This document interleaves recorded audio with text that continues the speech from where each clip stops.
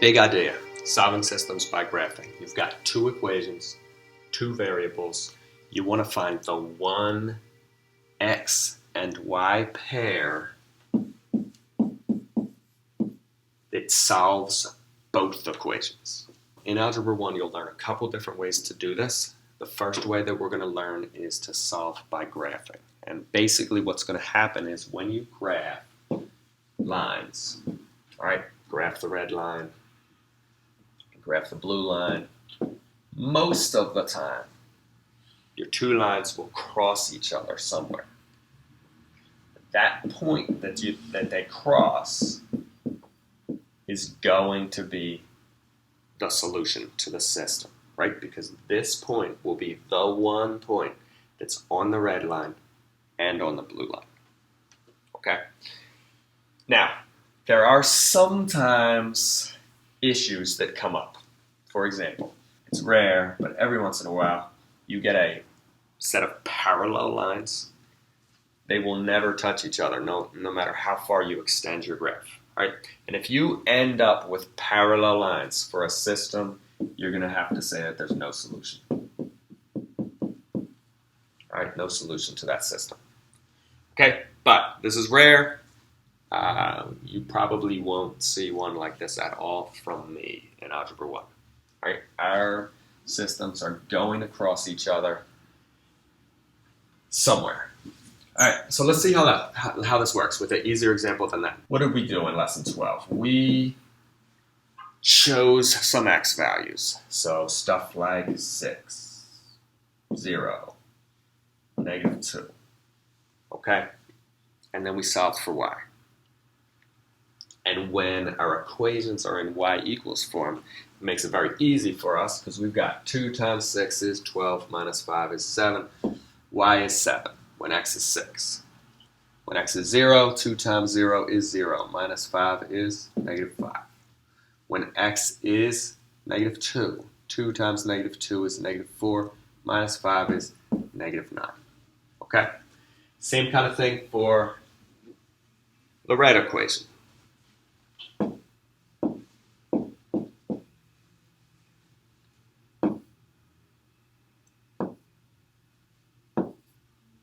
When x is 0, 9 minus 0 is 9. When x is 2, 5 times 2 is 10. 9 minus 10 is -1. When x is 3, 5 times 3 is 15. 9 minus 15 is -6. All right, and again, you could use a calculator for this. You don't have to do the mathematics in your head. So, we have two charts, right? Notice I've got 3 points on each. That's the minimum number of pieces of data I want to see from you. I'm going to graph my points. I think I'm going to need to count by 2s. So, 2, 4, 6, 8, 10. Graphing my blue points, 6, 7. 0, -5. -2, -9. All right, -2, -9. So, in this topic,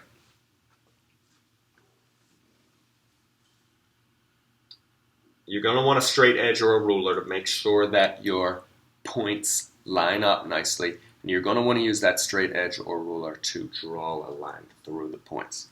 Okay, I'm not going to use the ruler on this board because I found out first time I did this that my ruler ends up erasing everything on the board. So you want to have nicer, straighter lines than I have. All right. Second one is 0, 9, 2, -1, 3, -6. Again, double check that my 3 points line up. Okay. Use the ruler to connect the dots. All right. Now, this doesn't always happen, but it looks like one of the points I chose is going to be the point of intersection. All right. It looks like our two lines intersect at x equals 2, y equals -1. But one of the weaknesses in this strategy, solving by graphing, is that we don't always make perfectly accurate graphs. So, for this topic, I'm going to want you to take what you think is the answer, and I'm going to want you to give me a yes or a no. Is it actually the answer? Right? Algebraically, you're going to test, is this the answer? When x is 2, 2 times 2 is 4, minus 5 is -1. Okay? Yes, this works for the first equation. For the second equation, 9 minus 5 times 2 is -1. Okay? So it works, yes, for the second equation. Yes, this is my solution. X is 2, y is -1. So that's going to be the steps that I want for skill number 20. Show you a couple more. Notice they're not x's and y's. You don't know necessarily how to graph m's and n's, but you just pick one of your two variables. It doesn't matter which one. You pick one to be x, you pick the other one to be y. So we'll say we're going to think of n as x, and we'll think of m as y, and then you can do what you did before. Okay? If you want to hit pause and try this one first to see if you come up with exactly what I come up with, go for it. I think that when I do this, I'm going to want to make a couple mistakes so I can show you how that looks. But if you want to try it first, hit pause, try it. All right, let's go. Yellow equation. xy. Remember, you can pick whatever x's you want, so if I'm picking different x's, it doesn't necessarily mean that you did something wrong, right? So x is 1, x is -3, x is 2. All right. 3 times 1 is 3 plus 2 is 5. 3 times -3 is 6 plus 2 is, or -6 plus 2 is -4. 3 times 2 is 6 plus 2 is 8. Okay? Now, I made a mistake there. It's intentional. Don't worry. If you can figure out what the mistake is before I tell you what it is, good job. All right, green equation. X, y. If I say x is 12, y is going to be 3 minus 8, -5. If I say x is 4, 1 minus 8, -7. If I say x is 8, 8 divided by 4 is 2, minus 8 is -6. Okay? So, let's look at these. 3 points here for my blue equation. We're going forward 12. So that's 1, 2, 3, 4, 5, 6, 7, 8, 9, 10, 11, 12. And then down 5 right here. That's one of my points. Forward 4, down 7.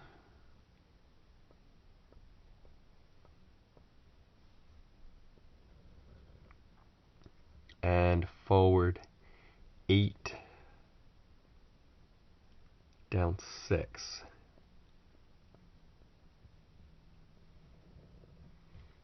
Alright, so that's my blue line. Straight edge. You can just use a piece of folded paper to make pretty straight lines.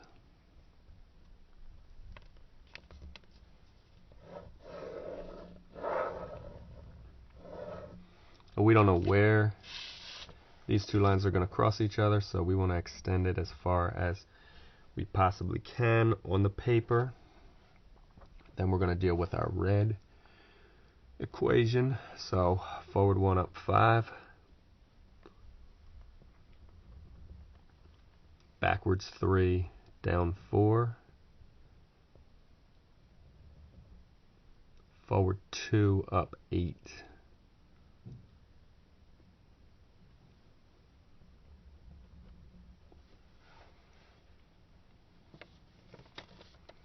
Again, connect my dots.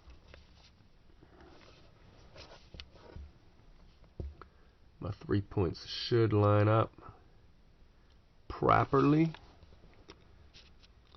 So I'm not really liking this. This is the one that I said I was going to intentionally make a mistake on. My 3 points are not lining up perfectly with this straight edge. So if that happens, it means that one of our points is wrong, and you've got 2 ways to correct it. You can either go through all 3 of your points and double check them, or you can pick a 4th point.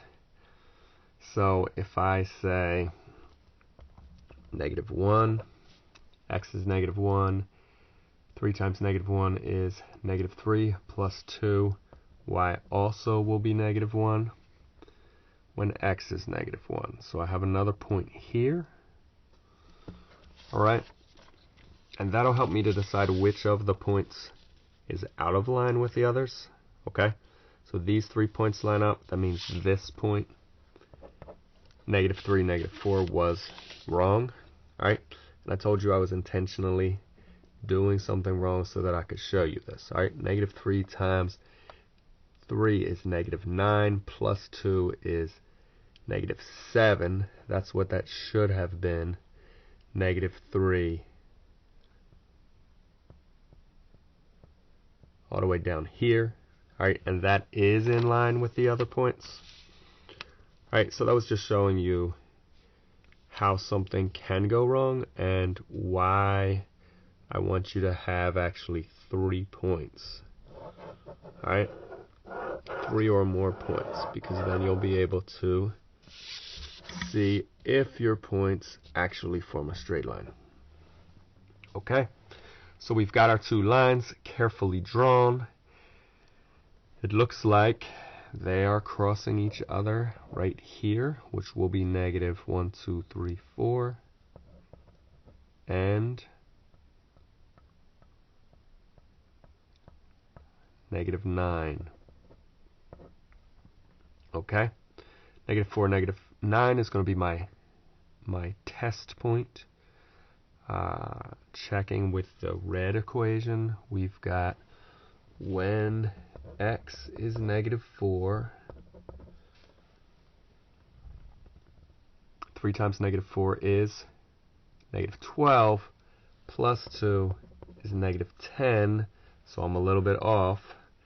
With my blue equation, we've got when x is -4, -4 on -4 is -1, minus 8 is -9. So notice we're in the right area. Okay, one of my equations actually has -4, -9 as one of its points, but the other one does not, which means this is not exactly our point. Okay, so like I said before, you're going to give me a yes or a no. So no, I haven't found exactly the point. That's going to be because there's always imperfections when we're doing things by hand. If you don't come up with the perfect answer using graphing by hand, then I'm going to have you come to desmos.com. This is a graphing utility, and you can type both of the equations in. So x over 4 minus 8 equals y. It's one of my equations. They've got a nice little graph for me down there. My other equation is 3x plus 2 equals y. Okay, another equation here. It looks like they're crossing off screen. So I'm going to drag so that I can see where they cross each other, and we will actually be able to choose the point where they cross each other. Okay, and it's these 2 weird numbers, -3 point something, almost -9. Okay, so this is almost -4, almost -9. We were close, in the right vicinity. All right, for your classwork, I will orchestrate the 2 equations so that they cross at whole numbers or half numbers, no weird decimals like this. So you should have a better chance than I at finding the right answer by hand. But if you don't find the right answer by hand, then you're going to come over to Desmos to find the right answer and then put that down on your paper. Okay? You could ask the question, why don't we just use Desmos and not use graphing by hand at all? And my answer would be, I would like you to be aware of both procedures. You're not going to have Desmos available to you on the quiz. You're not going to have it available on standardized tests. Also, you guys just need to get better at graphing points in general, and that's part of why I want you to do things by hand first. Hit pause and try this on your own, then unpause to check the solution. Alright, if you did everything right, you would come out with 3, 8 as the solution to this system.